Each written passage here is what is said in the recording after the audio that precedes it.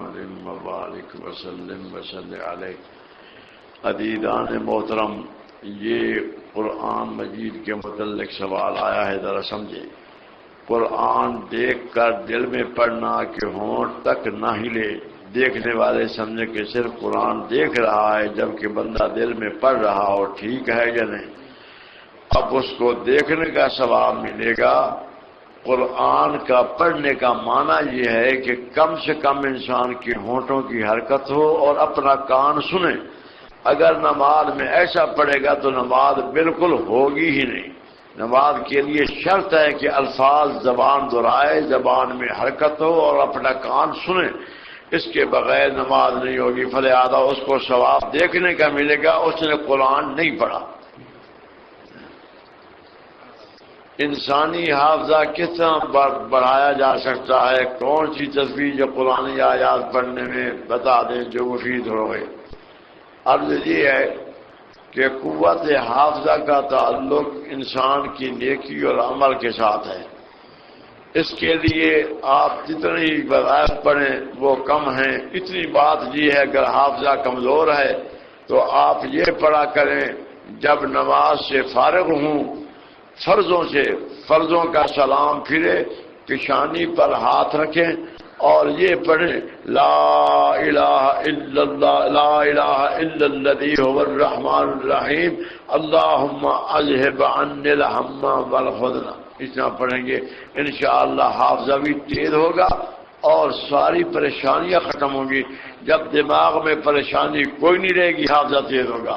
حافظہ کمزور جب ہوتا ہے اس وقت ہے بسم اللہ الذی لا الہ الا هو الرحمن الرحیم، اللہم اذھب عنی الہم والحزن۔ حضور علیہ السلام ہر فرض کے بعد حسن حسین کے اندر حدیث آئی ہے کہ آپ صلی اللہ علیہ وسلم اس کو پڑھتے تھے، یہاں ہاتھ رکھ کر ایسے ہاتھ چلاتے جاتے تھے بسم اللہ الذی لا الہ الا هو الرحمن الرحیم، اللہم اذھب عنی الہم والحزن۔ جب حزن کا لفظ آئے یہ پورے دماغ پر یہ ایسے آپ ہو، سمجھ لینا انشاءاللہ یہ تجربہ ہے۔ جب پریشانی دماغ میں کوئی نہیں رہے گی انشاءاللہ حافظہ تیز ہو جائے گا۔ لیکن فرض نماز کے بعد یہ سنت سمجھ کے پڑھیں کہ ہمارے نبی یہ پڑھتے تھے صلی اللہ علیہ وسلم۔ نماز کسوف اور نماز خوف کے بارے میں بتا دیں کیا ہونی چاہیے کہ کب پڑھنی چاہیے۔ نماز کسوف کہتے ہیں جب سورج گرہن ہو۔ اس کے لیے حکم یہ ہے کہ انسان آئے اور نماز امام پڑھائے، لوگ پیچھے پڑھیں اور لمبی صورتیں پڑھے یہاں تک کہ سورج کا انجلا ہو جائے، صاف ہو جائے، اتنے تک وہ نماز میں کھڑا رہے، کیونکہ یہ علامت ہے قیامت کی خوفناک۔ اس واسطے فوراً انسان نماز کی طرف رجوع کرے۔ حضور علیہ السلام کے زمانہ میں یہ نماز پڑھی تھی، سورج گرہن لگ گیا تھا۔ آپ صلی اللہ علیہ وسلم نے جب یہ نماز پڑھی تو آپ کے سامنے خدا نے جنت بھی رکھ دی اور جہنم بھی رکھ دی۔ آپ نے جنت کو دیکھا تو آگے بڑھے اس کا ایک سیب توڑ کے لے آؤں، لیکن آپ نے پھر یہ نہ کیا کہ یہ صحیح نہیں ہے۔ دوزخ کو دیکھا تو پیچھے ہٹے کہ ایک عورت عذاب پا رہی تھی صرف بلی کی وجہ سے کہ اس کو باندھ دیا تھا، وہ بھوکی پیاسی مر گئی، اس کو عذاب ہو رہا تھا جہنم میں۔ تو اس واسطے یہ میرے نبی نے نماز کسوف میں دیکھا تھا، بخاری کی حدیث ہے۔ وہ کون سی عمل ہیں کہ جن سے انسانی حافظہ کم ہوتا ہے؟ یہ کئی اعمال ہیں۔ ہماری کتاب در مختار اور اس کا جو ہے حاشیہ اور اس کی شرح جو ہے علامہ شامی نے رد المحتار، جو مستقل کئی جلدوں میں 8 جلدوں میں یہ کتاب لکھی ہے، اس کے اندر جو مسئلہ آیا ہے وہ یہ ہے کہ حافظہ کمزور یہ ہوتا ہے کہ ہانڈی میں کھانے سے، حافظہ کمزور ہوتا ہے کہ غسل خانے میں پیشاب کرنے سے۔ غسل خانہ یہ جو ہے نا باقی بیت الخلاء بنے ہوئے اس میں نہیں، وہ جہاں ہم نہاتے ہیں وہاں پیشاب کرنے سے حافظہ کمزور ہوتا ہے۔ گناہ کرنے سے حافظہ کمزور ہوتا ہے، جھوٹ بولنے سے حافظہ کمزور ہوتا ہے، چوہے کے جھوٹا کھانے سے حافظہ کمزور ہوتا ہے، اس طریقے سے اونٹوں کی قطار کے نیچے گدنے سے حافظہ کمزور ہوتا ہے، نکیل اونٹ کی سر پر ایسے لپیٹنے سے حافظہ کمزور ہوتا ہے۔ یہ کئی باتیں ایسی ہیں، اللہ تعالیٰ آپ کو مجھے اس سے بچائے، آمین۔ موذی جانور چونٹی وغیرہ مارنا کیا ہے؟ جب کوئی جانور موذی آپ کو تنگ کرے کہ اس سے خطرہ ہے آپ کو، تو فرمایا اقتل الموذی قبل الایذاء، اقتل الموذی قبل الایذاء، موذی کو قتل کر دے اس کے ایذا پہنچانے سے پہلے۔ تو اس واسطے فرمایا اس کو آپ مار سکتے ہیں، جو آپ کو تکلیف دے اس سے آپ یہ کر سکتے ہیں۔ اللہ تعالیٰ سمجھ عطا فرمائے دین کی۔ نہیں، وہ انسان کا حق ہر چیز پر غالب ہے، انسان کا حق ہر چیز پر غالب ہے، اس واسطے انسان کو جو چیز دکھ دے اس کو ہٹا دے، جو بھی دکھ دینے والی ہے۔ گھروں میں ہوتی ہیں کیڑیاں جھاڑو وغیرہ دینے سے بستروں پہ، بس اس کو جھاڑ دیا کرے، جو مر جائیں تو آپ گناہگار نہیں ہیں۔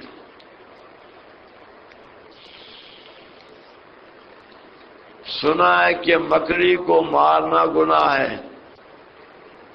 کیونکہ اس نے جالا بنایا تھا۔ اب ہمارے گھر میں بہت زیادہ مکڑیاں ہو گئی ہیں، تو ان پر دوائی بھی نہیں چھڑکتے۔ جواب دے کر مشکور فرمائیں، جالا بنانے والے کو آپ بالکل مار سکتے ہیں۔ گھر کے اندر جالا کیا بننا نحوست ہے، روزی میں کمی ہوتی ہے، اختلافات پیدا ہوتے ہیں، ہر روز جالے اتار دیں اور اس کو مار دیں، بے شک یہ آپ کے لیے کوئی حکم نہیں ہے۔ یہ جس کو خدا نے کام لینا تھا اس سے لے لیا، تو اب اس کی عزت ساری زندگی کرتے رہیں گے، وہ ہمارے ذمہ اس کی عزت کوئی نہیں ہے، اس وقت سے آپ اس سے پرہیز کریں۔ آپ نے بتایا حدیث میں کہ شیطان ہے، اور ایک حدیث میں ہے جو بالکل شیطان ہی ہے، یہ بھی میں نے سنائی تھی۔ یہاں میری بیوی سخت بیمار ہے اور خدا آپریشن سے بچائے، دعا فرمائے اللہ تعالیٰ اس کو صحت کاملہ عاجلہ مستمرہ قائمہ دائمہ عطا فرمائے اور آپریشن سے بچائے، آمین۔ ایک لڑکا ہے جس کو مرگی کے دورے پڑتے ہیں، روزے نہیں رکھتا، پرہیز کھانا نہیں کرتا اور جوان ہے، اس کے لیے کیا حکم ہے؟ روزہ تو فرض ہے، مرگی کا دورہ کو 24 گھنٹے تو نہیں رہتا، آئے گا وقتی طور پر زیادہ 15 منٹ 10 منٹ رہتا پھر چلا جاتا ہے۔ اس واسطے روزے کا قضا کرنا سخت گناہ ہے، کسی حال میں قضا نہیں کر سکتا۔ ایک روزے کے قضا کرنے پر 9 لاکھ سال تک دوزخ میں جلنا پڑے گا۔ ایک نوجوان یمن کے اندر فوت ہو گیا تھا، اسلامی ریاستوں میں کوئی ایک چیز جو آپ کے پاس وہ ہے، کل عمان میں وہ نوجوان کو جو عذاب ہو رہا تھا جو دیکھا گیا ہے، اس کے فوٹو لیے گئے، کل یہ آپ کو دکھا دیں گے کہ نوجوانوں کو عبرت حاصل ہو کہ 15-16 سال کا وہ فوت ہوا ہے لیکن نمازیں کراتی بے حیائی تھی، اللہ نے وہ عذاب دیا جس کی کوئی انتہا نہیں۔ اس کو جب سے 15 منٹ کے بعد اس کی قبر کھودی گئی تو اس پر عذاب ہو رہا تھا، الیاذ باللہ، وہ آپ دیکھیں گے حیران رہ جائیں گے کیا کچھ عذاب اس پر ہو رہا تھا۔ اس واسطے ہمارے جو لڑکے ہیں اکثر یہ بد دین، بے نماز، روزہ نہ رکھنے والے، شریعت کے منکر، مرتد پیدا ہو رہے ہیں۔ تو اب اللہ تعالیٰ ایسے باپوں کو بچائے کہ جس کی نسل ہی خدا کی دشمن و باغی ہو، یہ باغی نبوت، باغی اسلام ہے، اس واسطے ان کا سلام کرنا بھی جائز نہیں جب تک کہ صحیح مسلمان ہو۔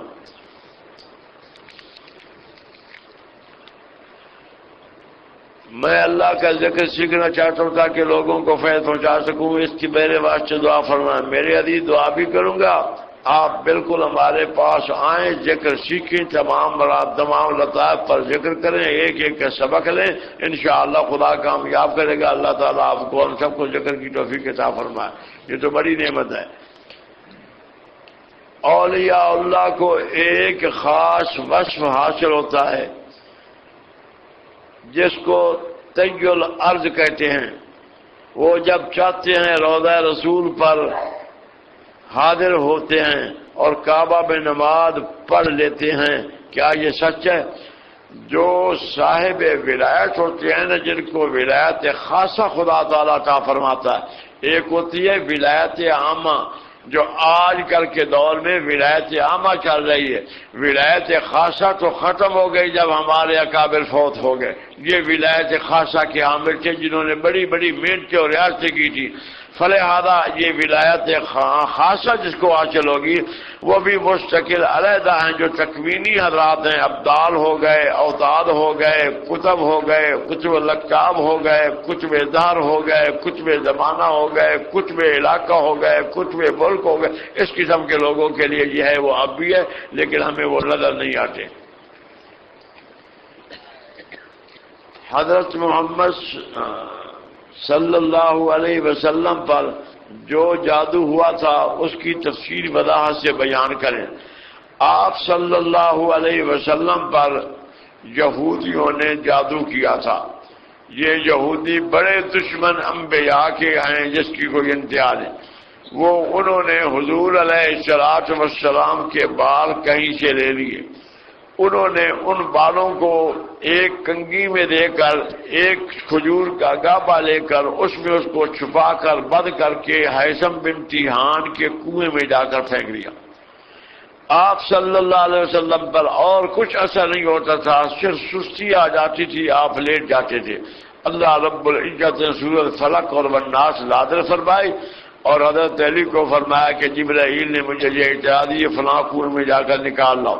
جب وہ لگائے گئے، جا کر نکالا، وہ کھولا، آپ کے بال باہر آئے، آپ بالکل صحت مند ہو گئے۔ فلق والناس پڑھنی چاہیے، اللہ تعالیٰ جادو سے بچائے گا۔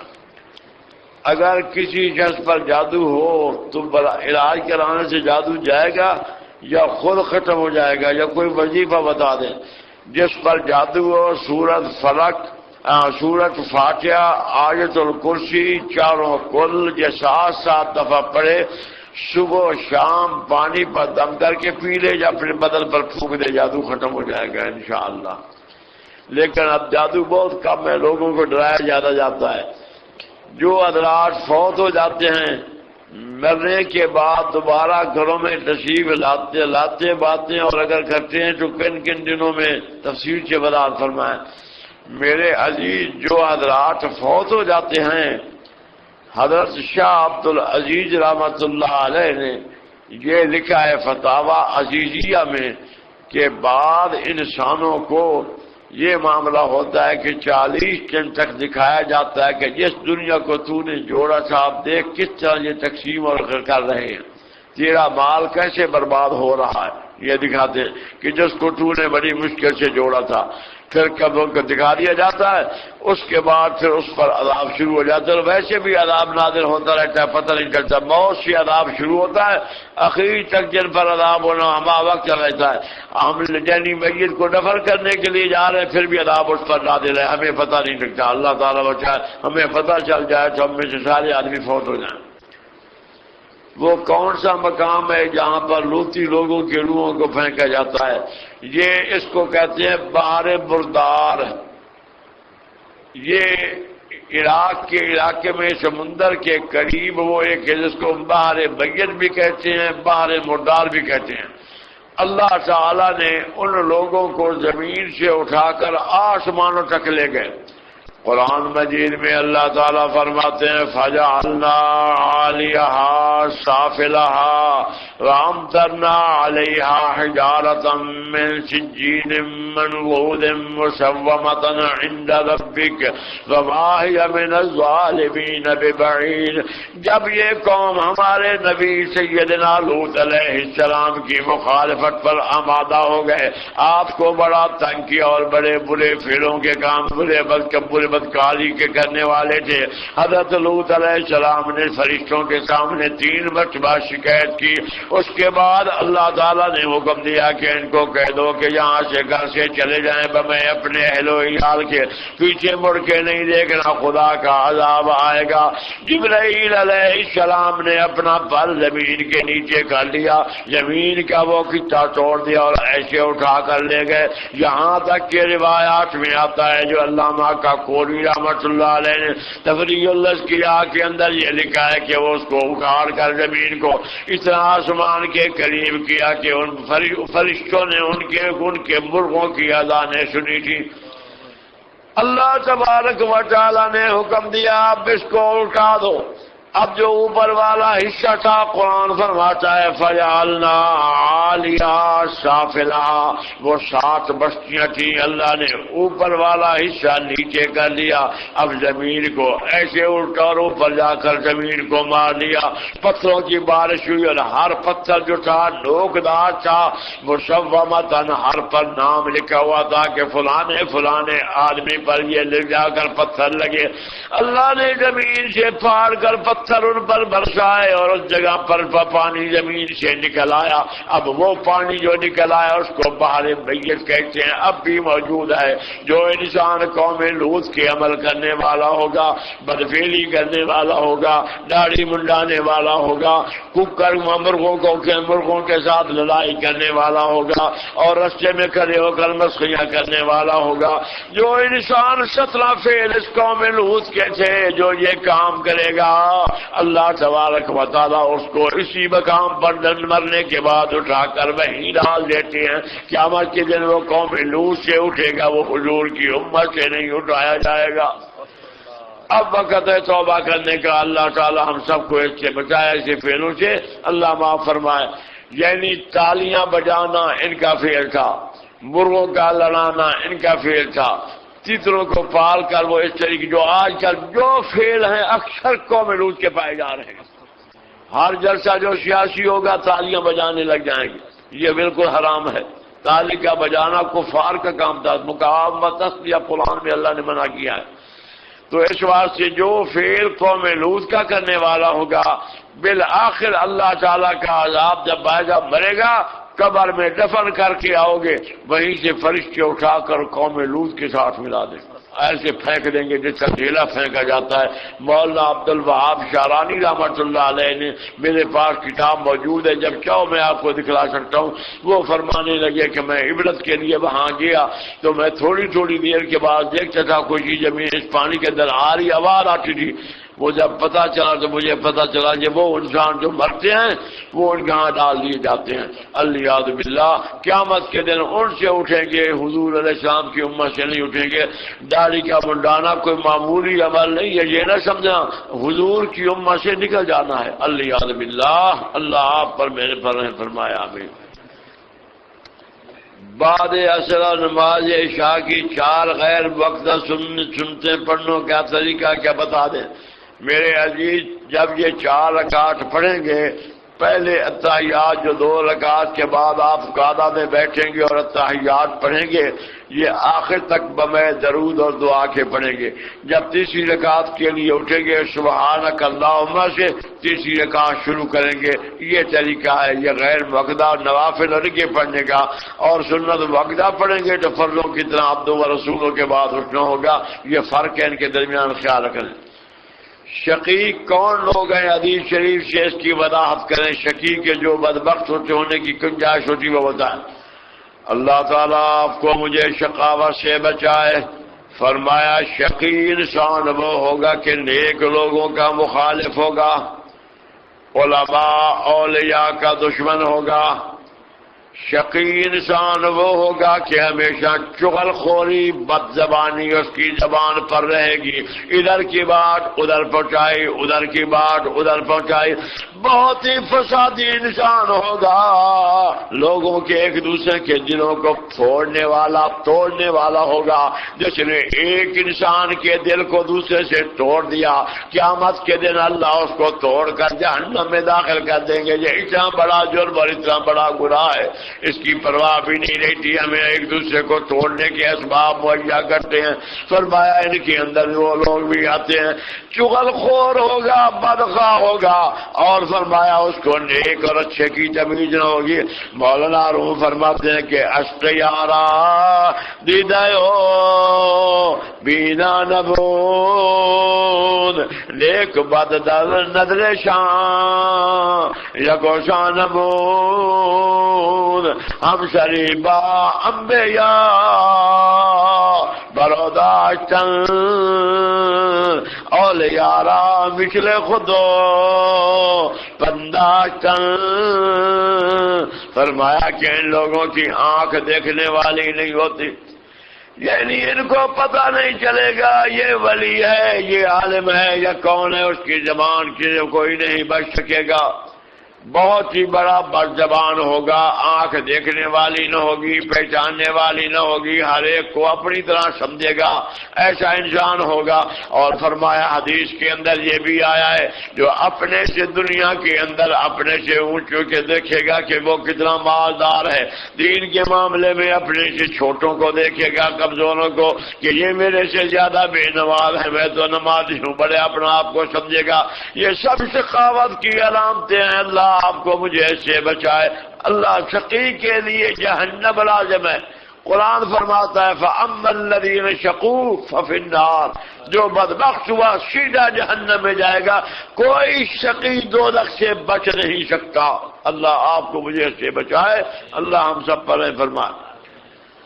میں اور میرے دوستوں نے قرآن پاک اکٹھے حفظ کیا تھا، جو صحیح طرح یاد نہ کیا بھول گئے، اب یاد کرنا شروع کیا ہے۔ دعا کریں اللہ تعالیٰ زیادہ سے زیادہ یاد کرائیں، کوئی عمل بھی بتا دیں کہ یاد کرنے میں دل لگا رہے جب تک وہ مکمل نہ ہو۔ میرے عزیز بہت اچھا کیا، بڑی خوش نصیبی ہے، نہیں تو قرآن مجید کا بھلانا یہ اتنا بڑا گناہ ہے جس سے بڑھ کر کوئی اور گناہ نہیں ہے۔ اور آپ یاد کرنا چاہتے ہیں، ہر روز سورۃ یوسف پڑھا کریں، سورۃ یوسف بلا ناغہ پڑھیں گے، آپ کو ایسا شوق لگے گا قرآن کو چھوڑ نہیں سکیں گے۔ یہ میرے نبی نے فرمایا تھا خواب کے اندر ایک بزرگ کو کہ میرا دل کرتا ہے قرآن یاد کرنے کو، فرمایا سورۃ یوسف روز پڑھ۔ انہوں نے روز پڑھی، بوڑھے آدمی تھے، 1.5 سال کے اندر حافظ ہو گئے، 80 سال کی عمر میں قرآن یاد کیا، 1.5 سال کے اندر حافظ ہو گئے۔ اس واسطے سے آپ سے پڑھے گا اللہ تعالیٰ جلدی اس کا قرآن یاد کرا دے گا۔ جب انسان مر جاتا ہے تو انسان کا روح جسم سے نکل جاتی ہے اور جسم سے بے جان ہو جاتا ہے۔ جس بے جان میں روح ویسے ہی پاک ہے۔ عذاب جو ہوگا، جو روح کو ہوگا، تفصیل سے بیان کریں۔ عذاب میرے عزیز روح مال جسد ہوتا ہے۔ جب قبر کے اندر انسان کو رکھ دیا جاتا ہے، روح فرشتوں کے ہاتھ میں ہوتا ہے، اس میں داخل کرتے ہیں۔ اب داخل کرنے کے بعد اس سے حساب کتاب ہوتا ہے، پھر روح نکال لیا جاتا ہے، روح کو لے جایا جاتا ہے۔ اگر برا ہے، منافق ہے، شقی ہے، سب سے نچلی زمین میں لے جائیں گے اور شقیوں میں اس کا نام ہو جائے گا، اور روح کا اثر اس بدن پر پڑتا رہے گا جس کی وجہ سے بدن پر عذاب بھی ہوگا نہ، جتنا برابر بدن کو تکلیف ہوگی، اتنی تکلیف ہوگی جس کی کوئی انتہا نہیں۔ اور روح مال جسد عذاب ہوتا ہے۔ اللہ آپ کو مجھے اپنے عذابوں سے بچائے، آمین۔ چاشت اور ضحیٰ ایک ہی نماز ہے؟ بے شک یہ ایک ہی نماز ہے۔ تہجد، اشراق، چاشت، زوال، اوابین سے زیادہ نفر کتنے ہوتے ہیں میرے عزیز؟ چاشت کے جو نفر ہیں تہجد کے، آپ جتنے پڑھ سکیں، 2 رکعت سے لے کر 12 رکعت تک ہیں۔ اگر 8 بھی پڑھیں گے تو پھر بھی ٹھیک ہے، بخاری شریف کے اندر آیا ہے۔ اس کے علاوہ جو نفل ہیں اشراق کے وہ 4 رکعتیں ہیں، 2 بھی پڑھیں تو اشراق ہو جائے گا۔ جو نفل ہیں ضحیٰ چاشت کے وہ بھی 12 رکعتیں ہیں، 8 بھی پڑھیں گے پھر بھی کافی ہیں، 4 پڑھیں گے پھر بھی کافی ہیں، جتنے پڑھ سکے۔ اور زوال کی 4 رکعت نفل ہوتے ہیں، اکٹھی 4 رکعتیں پڑھی جاتی ہیں۔ پہلے نوافل 2 رکعتیں پڑھ سکتے ہیں، لیکن جو زوال کے پڑھیں گے 4 رکعت نفل اکٹھے پڑھیں گے۔ ہر رکعت کے اندر سورۃ فاتحہ کے بعد آیت الکرسی پڑھیں، دیکھیے اس کے کتنے برکات ہوتے ہیں۔ یہ میں نے پوری تحقیق سے پڑھا ہے جو میں آپ کو بتا دیا ہے۔ صلاۃ التسبیح میں کس مقام پر اگر تیسرا کلمہ پڑھنا بھول جائے تو کیا کرتا ہے؟ اگر آپ قیام کے اندر تیسرا کلمہ بھول گئے، رکوع میں پورا کر لیں، رکوع میں بھول گئے سجدے میں پورا کر لیں، سجدے میں بھول گئے سجدے میں پورا کر لیں، دوسرے سجدے میں بھول گئے قیام میں پورا کر لیں۔ اس طریقے سے یہ مقام ہے، یعنی قیام میں، رکوع میں، سجدوں میں ان تسبیحات کو پورا کر سکتے ہیں۔ نہیں، سجدہ صاحب اس میں بالکل نہیں ہے۔ سجدہ صاحب ہوتا ہے واجب کی ترک پر، یہ مستحب کو آپ چھوڑ رہے ہیں، اس وجہ سے کہ سجدہ صاحب نہیں ہوگا۔ بعض معتکف حضرات نے انتظامی کی زبان یہ بات سنی ہے کہ یہ لوگ میٹھے پانی سے برتن دھوتے ہیں، لہذا اب یہ مسجد والا کروا پانی ہی پئیں گے۔ اچھا جی، اچھا جی جزاک اللہ. برتن دھویا کریں, برتن روز دھو لیا کریں. جزاک اللہ. ایک مقتدی آخری جلسہ میں شریک ہوا اور امام نے سجدہ صاحب کیا تو وہ بھی سجدہ صاحب کرے گا. سجدے کے اندر امام کے ساتھ شریک ہوگا لیکن سلام کے اندر شریک نہ ہوگا. پہلے سلام پھیرا جاتا ہے نا ایک جب, اس میں شریک نہ ہوگا. جب سجدے میں چلا جائے سجدے میں ساتھ سجدے میں شریک ہوگا. یہ مقتدی کے لیے, یہ اس مقتدی کے لیے جس کی ایک دو رکعتیں رہ جائیں, اس کو مسبوق کہتے ہیں. جس کی رکعتیں کوئی رہ جائیں اس کو مسبوق کہتے ہیں. جو مکمل امام کے ساتھ نماز پڑھ رہا ہے اس کو ذہنی جو کہ وہ برابر وہ امام کے ساتھ چلا ہوا وہ بڑی شان والا ہے. اور جس انسان کی ذہنی وہ پہلی رہ گئی پیچھے رہ گئی, اس وقت سے 3-4 قسم کے یہ مقتدی ہوتے ہیں. اگر بھول کے پھر جے اسلام بھول کے پھر کا نماز ٹوٹ جائے گی, پھر ٹوٹ جائے گی. ہماری ایک مسجد جو دوسرے رات کی ہے اس میں اعلان ہوا کہ صلاۃ التسبیح با جماعت ہوگی, کیا یہ صحیح ہے؟ میرے عزیزو, نماز تسبیح ایک امام 3 مقتدی اس کو اکٹھا پڑھ سکتے ہیں. اعلان کر کے جماعت کا اعلان کر کے نماز تسبیح پڑھانا مکروہ تحریمہ ہے. کسی نفل کی جماعت کی اجازت نہیں ہے. اگر کوئی ساتھی ایسا کرنا چاہیں تو جب امام تو 3 کو پڑھا رہا ہے پیچھے وہ خود شریک ہوتے جائیں اپنی مرضی سے تو پھر نماز مکروہ نہ ہوگی. یہ شامی نے لکھا ہے جو میں نے حوالہ آپ کے سامنے عرض کر دیا ہے. امام ابو حنیفہ جو اپنے بیٹے کو نصیحت فرمائی ان کے متعلق مفصل بیان فرمائیں. 6 لاکھ تقریباً احادیث کا مجموعہ تھی. وہ نصیحتیں کیا تھیں؟ میرے عزیز, امام آدم رضی اللہ عنہ نے اتنی نصیحتیں بیٹے کو فرمائی ہیں جس طرح حضرت لقمان نے اپنے بیٹے کو فرمائی تھی. تمام نصیحتیں امام صاحب کو اللہ نے بڑا علم دیا تھا.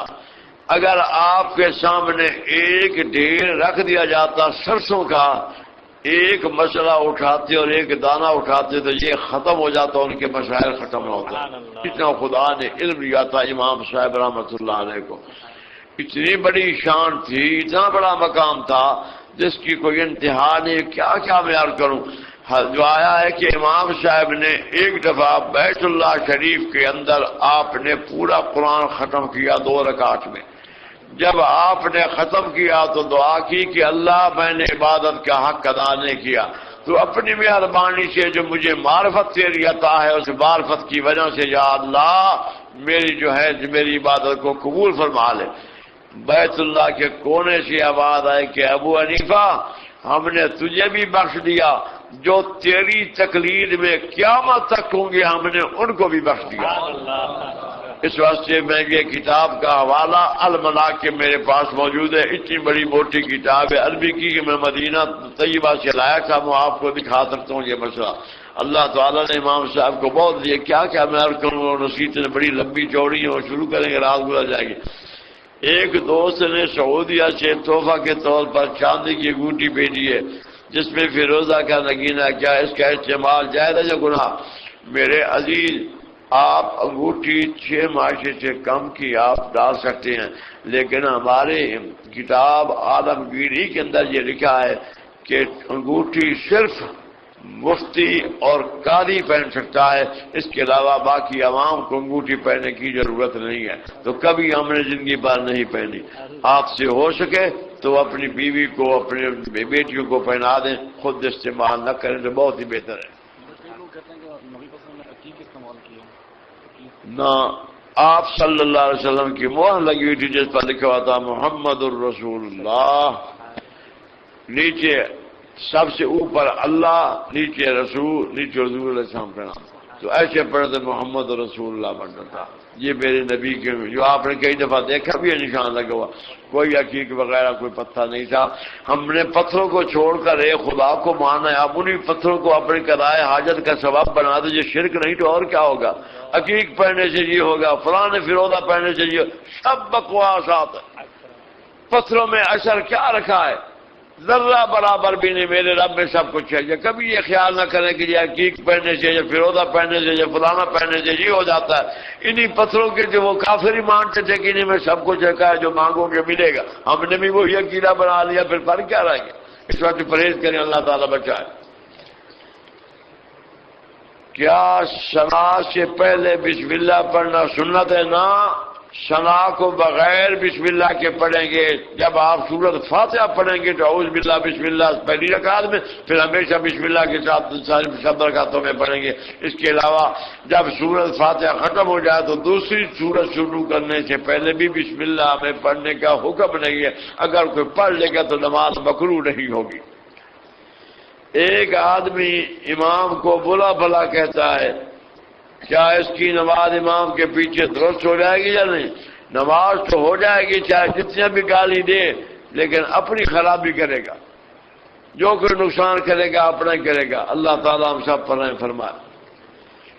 میرے لیے دعا فرمائے، اللہ میرے گھر سکون والا آباد کرے، آمین۔ میرے سکون والا گھر آباد ہو جائے۔ اللہ تعالیٰ آپ کو ہر قسم کے سکون اور آبادی عطا فرمائے، ہر پریشانی اللہ آپ کی دور فرمائے۔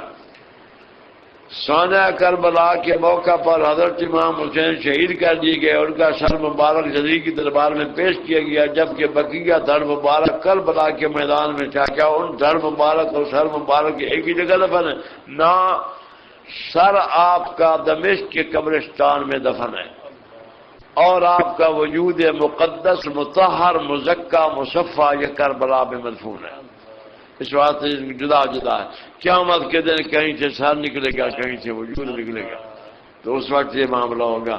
میرے نبی نے کتنی قربانی اپنی اولاد سے اسلام کے لیے لی ہے۔ ظہور مہدی کے ظہور سے پہلے رمضان مبارک میں علامات جو پہلے پڑھی ہیں وہ ہیں: چاند گرہن پہلی رمضان کو ہوگا، جمعہ کے دن یہ سورج گرہن ہوگا، جمعے کے دن ہوں گے جب جناب کتاب کے علم تھا میں نے پڑھنے، چاند گرہن بھی 13 رمضان کو ہوا، سورج گرہن بھی لگا۔ یہ میرے عزیز عرض یہ ہے کہ جب حضرت و امام مہدی ظاہر ہوں گے نا، یہ بھی علامتیں ساتھ۔ تیسری علامت یاد رکھنا کہ اس سال حاجیوں کا اختلاف ہوگا جبرائے عقبہ پر۔ حاجی اتنے لڑیں گے، مار کر چند آدمی بچیں گے، سب کو ختم کر دیں گے۔ جب اتنی لڑائی جس سال اور سمجھا کہ اب امام مہدی آ رہے ہیں۔ اللہ آپ پر میرے پر رحم فرمائے۔ کیا اعتکاف کی حالت میں عورت باورچی خانہ میں یا دیگر گھریلو کام کر سکتی ہے؟ بلا فرمائیں، جہاں اعتکاف کے لیے بیٹھی ہے وہیں سب کچھ کر لے، وہاں سے نکلنا اس کے لیے جائز نہیں ہے۔ بعض مساجد میں نماز جماعت سلام پھیرنے کے فوراً بعد بلند آواز سے کلمہ درود لا الہ الا اللہ کہا جائے کہ جائز۔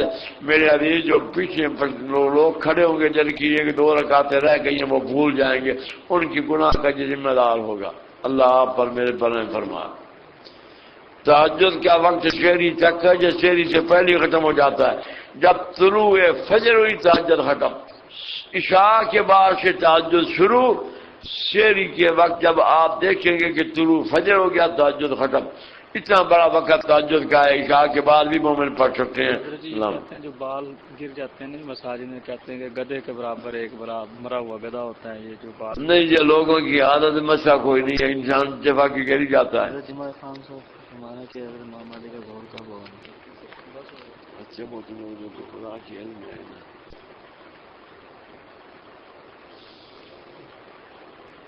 بار کیا ہے کہ یہ پرچہ بیچ والا اب تقسیم کر دیں یا نہیں، پڑھ کر دیکھ لیں۔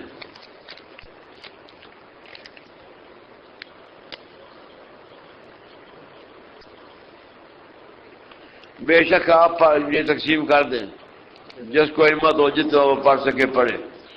اللہ اللہ اللہ اللہ اللہ علی آل سیدنا و مولانا محمد وبارک وسلم علیہ۔ یا الہ العالمین، جتنے ہم اس مجلس میں بیٹھے ہیں یا اللہ، جو رمضان میں دعائیں مانگی ہیں تمام عزیزوں کی تمام دعا اور ہم سب کی دعاؤں کو یا اللہ قبول فرما لے۔ اس رات تو امت پر اتنی مہربانی فرماتا ہے کہ بے حساب 29 کی رات کو دوزخ سے آزاد کر کے جنتی بناتا ہے. یا اللہ ہم سب کو ان جنتیوں میں شامل فرما لے. یا رب العالمین ہمارا کوئی عمل نہیں کہ ہم پیش کر سکیں کہ ہم نے یہ نیکی کی ہے. ساری زندگی کے اندر ایک رکعت بھی صحیح نماز کی ہم نہیں دکھا سکتے. یا اللہ ہماری کوئی عبادت نہیں ہے, ہمارا جو ذکر اذکار نہیں ہے. یا اللہ تیرے رحم و کرم پر بیٹھے ہیں, تو ہمارے پر اپنی مہربانی فرما دے. ہم مجرموں پر تیری ہی مہربانی ہوگی اور ہمارے جیسے مجرموں کو تو ہی بخشے گا. یا اللہ کون ہے تیرے سوا ہمارا معبود, تو ہمارے پر رحم فرما دے. یا رب العالمین جس قدر میرے عزیز اعتکاف میں بیٹھے, یا اللہ ان کے تمام کام جو یہ چاہتے ہیں, یا اللہ جو شریعت کی خلاف ورزی تمام, یا اللہ اموروں کو انجام فرما دے. یا رب العالمین جو دور دور سے آ کر تیری رضا کے لیے مسجد میں آئے ہیں, یا اللہ جو اعتکاف کا کامل ثواب حاصل ہوتا ہے, یا اللہ ان عزیزوں کو یا اللہ ثواب عطا فرما دے. ان کے طفیل سے یا اللہ ہماری مغفرت فرما دے. یا رب العالمین یہ عزیزوں نے جو محنت کی ہے اور دن رات تیرے گھر میں بیٹھے ہیں تیری رضا کی خاطر, یا اللہ ہم سب پر تو راضی ہو جا. یا اللہ اپنی رضا ہمیں عطا فرما دے. یا اللہ صغیرہ کبیرہ گناہ معاف فرما دے. یا رب العالمین تمام نیکیاں قبول فرما لے. تمام گناہوں سے یا اللہ تو معافی دے دے, درگزر فرما دے. یا اللہ جن عزیزوں کے بیمار ہیں سب کو صحت عطا فرما دے. جن عزیزوں نے مجھے دعا کے لیے کہا, یا اللہ سب عزیزوں کی تمام دعاؤں کو قبول فرما لے. ہر کی پریشانی دور فرما دے.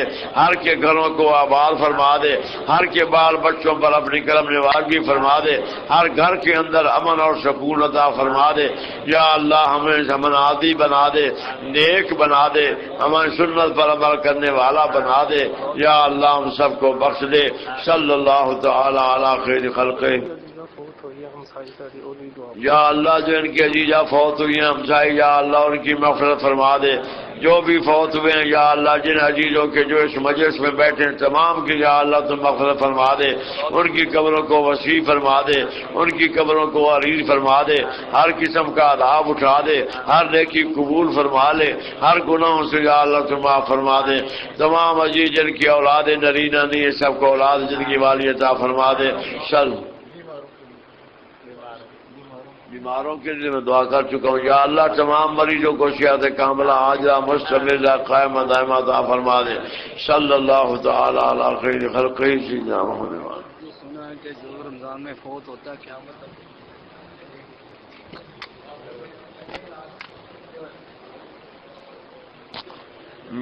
میری عرض نہیں, یہ بات نہیں ہے, حساب شروع ہو جاتا.